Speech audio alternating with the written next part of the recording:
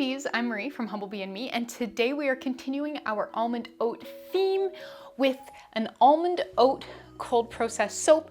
This is the first batch of soap I have made since I made my Christmas soap, so wow, it's been a while. The big impetus for making this soap is actually my mom ran out of soap, and she called me and she's like, Marie, I need more soap. And I'm like, oh my gosh, I don't even have any soap to give you. Wow, I had to make more soap. So yeah, here we are. Almond oat soap, which will shortly be on its way to my mom. So as you can probably guess, the two starring ingredients in this soap are almondy things and oaty things. So the almondy things is sweet almond oil, which comprises a big part of our fat blend, which also contains coconut oil for lovely bubbly lather, tallow to harden things up. If you'd like substitutions or to learn more about that, make sure you are checking out the recommended further reading, which is linked in the blog post, which is linked in the description box below this video, and then castor oil for added gorgeous creamy loveliness. The oat part comes from quite a lot of oats blended into the sodium hydroxide or lye solution. Honestly, it's like porridge. The lye water is like kind of really stinky oatmeal, and you kind of go like, oh, like, wow, that is like viscous. It doesn't so much pour into the fats as it sort of like sloppy glops into the fats, but don't worry, it does all work out in the end. But yeah, it's definitely a little sort of like, oh, like, that's why, like you can stand a spoon up in it. Totally fine. But yeah, that's our big oaty contribution. And then there's quite a lot of kaolin clay in there for extra creamy lather. And then the swirly bits come from some Rhassoul clay, which is a darker kind of dusty brown colors, hopefully you can see here. And so that creates the contrast for the swirl. And then I sprinkled some oats on top too. So something really neat happens with this soap after you slice it. Now it doesn't last all that long, but it's really neat. Should I spoil it for you? It changes color. It's so neat. I'm not gonna say any more than that. Make sure you watch the video, and then towards the end, I also share why that happened. Huge thank you to my patron Greet for figuring it out.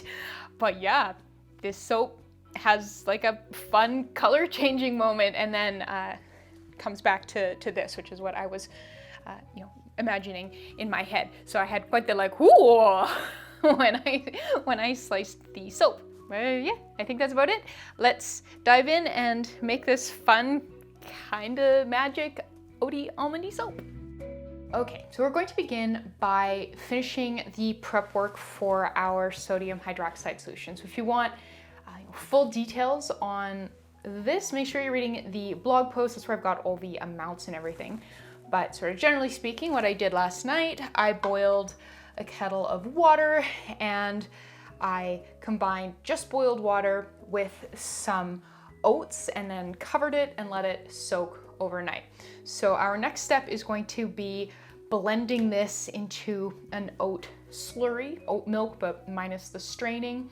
And then we're going to add our sodium hydroxide, which I've already weighed out and is off to the side. And again, for amounts on that, please read the blog post. It's all set up so that you can just run everything through SoapCalc yourself or your soap calculator of choice to get final amounts of everything for your batch size. So kind of for visual reference, my batch size uses 1,450 grams of fat, which fits in my mold really nicely. So yeah, we've got these pre-soaked oats, got our immersion blender, and I'm gonna blend this up.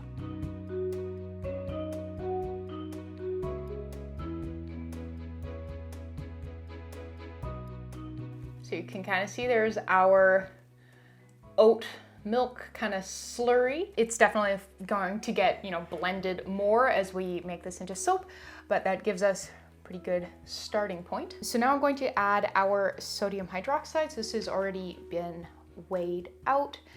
For details, again, on how to, know how much lye to use and how much water to use and all that, please make sure you're reading the blog post. And if you're not sure how to use a soap calculator, I've made a video on that. And it's a lot easier than it sort of can look from just looking at the soap calculator. We're gonna pour our sodium hydroxide in here.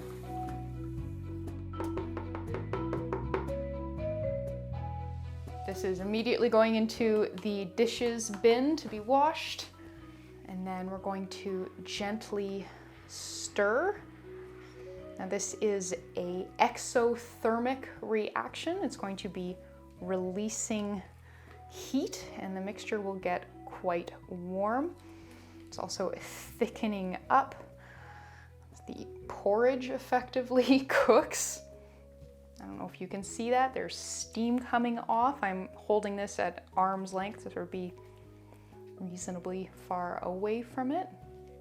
I'm going to move that out from underneath my camera and I'm just going to leave that now. So I'm going to just shut down my camera setup and leave the room and let this dissolve and come to room temperature. I will come back and give it another few stirs to make sure that the sodium hydroxide fully dissolves. I will see you again once this sodium hydroxide solution has fully cooled to room temperature. Once our lye solution slash oatmeal has cooled to room temperature, and then we've also, while this was happening, I melted the fats and let those cool to room temperature, we are ready to proceed. Before we continue, I'm going to give you a wee bit of a tour of everything else I have on the work table here. So I'll just shuffle that aside. Got my immersion blender off to the side. I have another container for making the swirl color. I've got our clays, kaolin and Rhassoul. So the Rhassoul is for creating a contrasting color while the kaolin is going in everything. I've got a small spatula and a fork for sculpting the top. I've got a dish with some oats in it for decorating the top. And I've got my mold here lined with parchment paper. If you would like the measurements for this mold, I've got a whole blog post on that. My dad made this for me, so you can't buy it anywhere, but it's not hard to make. So we'll begin by transferring the lye solution to our fats.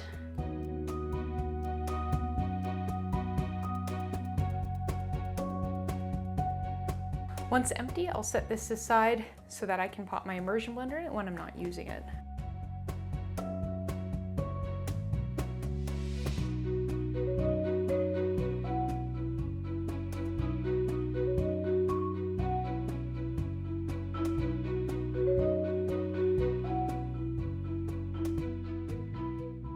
I'm going to add the kaolin clay now before we reach trace to blend that in.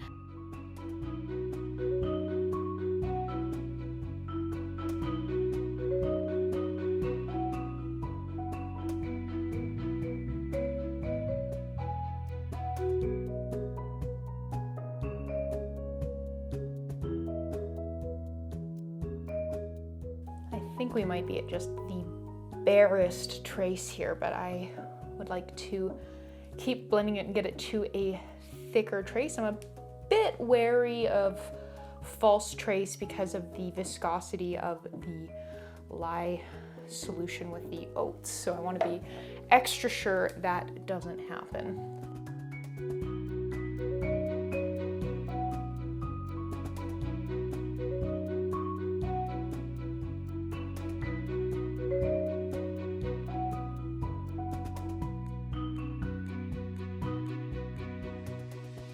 All right, there we go. Got a noticeable, visible trace on the surface of the soap. I'm not sure if that's coming across on camera, but it's definitely visible here. But as you can see, this is still very thin. I would like this to be a bit thicker because I am planning on doing more of a like in the pot on pour kind of swirl, and if it's this thin, I am worried that we are going to get so much mixing that the detail of the swirl will get lost, kind of obliterated. So I'm going to keep blending this, but even as I'm stirring this, I'm noticing that it is thickening. So good news, we're making progress.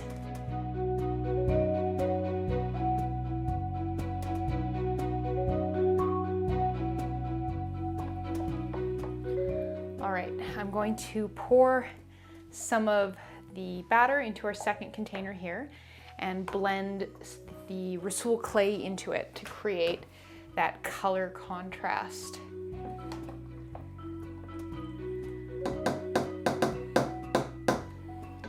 So I'm just going to set this aside in here for now to keep it safe.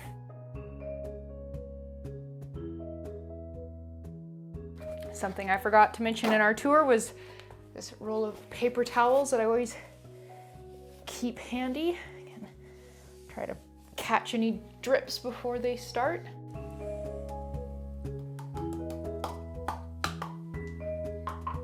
So this doesn't have to be like Rhassoul clay. I just chose it because it's got a good kind of darker gray-brown color contrast with everything else that I've got going on in this soap. You could use a small amount of like a mica if you wanted to. You can use a different colored clay. Just kind of use whatever you've got, what kind of tickles your creative fancy.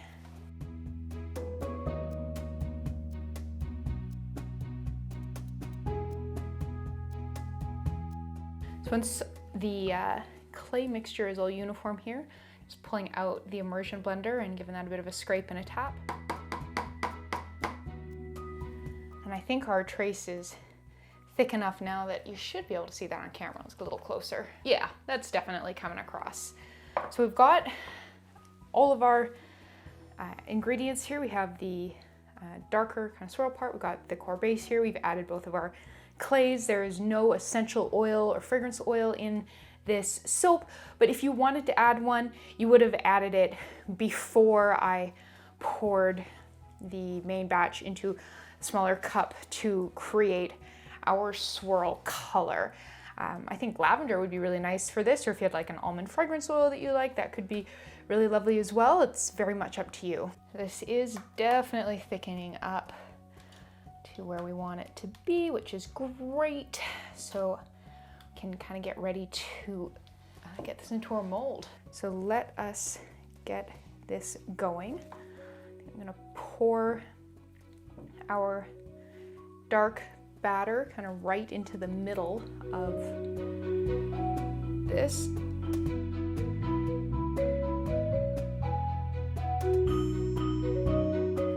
So roughly in the middle, kind of took a little wander towards the end there as I was working on scraping it out. And I'm gonna reposition this for an easier pour. That bit of a stir, bit of a circular motion going on there, and then in we go.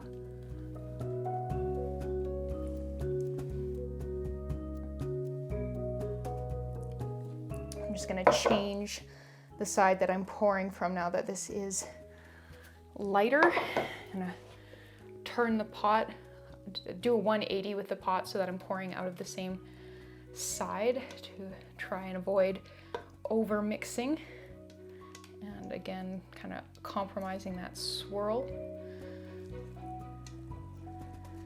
I feel like you're probably not getting the greatest view right now. Apologies.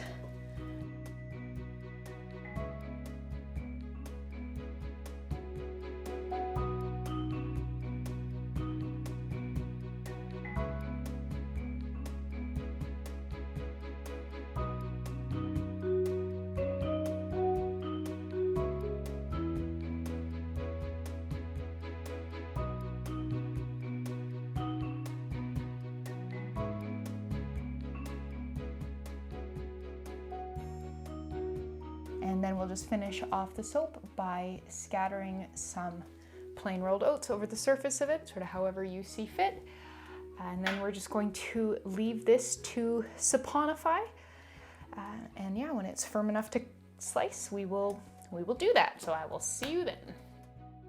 All right, so it's been about 24 hours since I poured the soap. I am not fully expecting it's going to be sliceable hard yet, but I want to just unmold it and check on it. It's better to have it be too soft and need to leave it for another day or two than have it be too hard and then be struggling to get a nice smooth cut.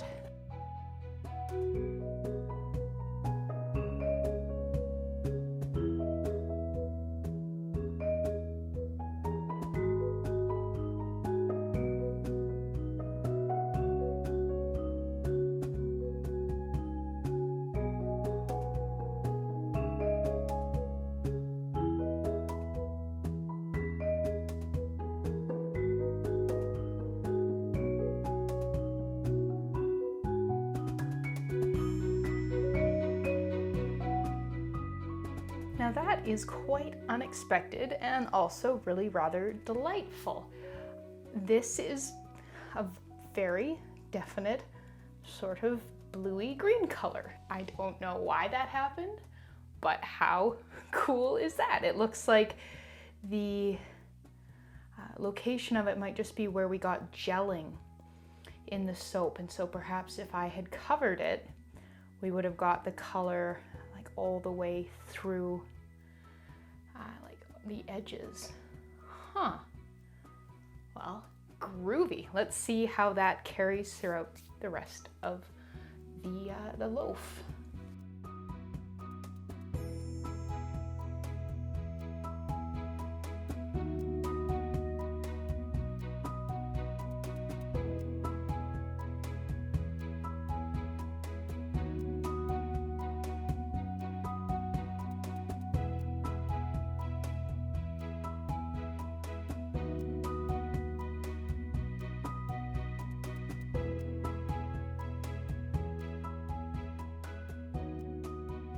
And so here we are. These are our bars of almond oatmeal soap all ready to age with a really cool mystery. Like, where did that color come from? I'm going to leave these beauties to age for a few weeks, at least 3 or 4 before using. And I'm also going to go do some research. Hello, so here's the soap. You can see that it's definitely not like blue or green anymore.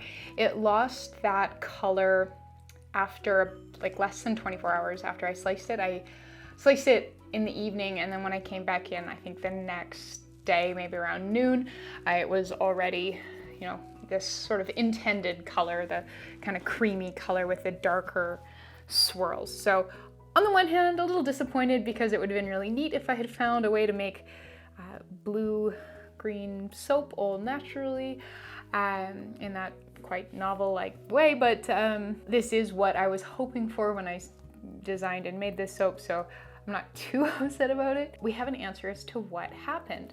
So when I first sliced the soap and had my like, what the heck is happening here moment, I posted some photos on my Patreon and asked my patrons like, hey guys, has anyone ever experienced this before? And Greet shared an article from a food website that talked about how if you cook oats in a pretty alkaline solution, they were saying pH of 9 to 12, which is, you know, very makes sense. We were definitely in like a 9 to 12 kind of realm for making soap. Then people would notice that their porridge would turn blue. So very cool. But also, yeah, I think that's what happened here because we had, you know, nice high pH environment for it. So I will link to that article in the description box below this video if you want to read it. But yeah, a huge thank you to Greet for solving our soapy oaty mystery. How cool is that? Thank you so much for watching. Please subscribe. Make sure you're reading the partner blog post linked in the description box below.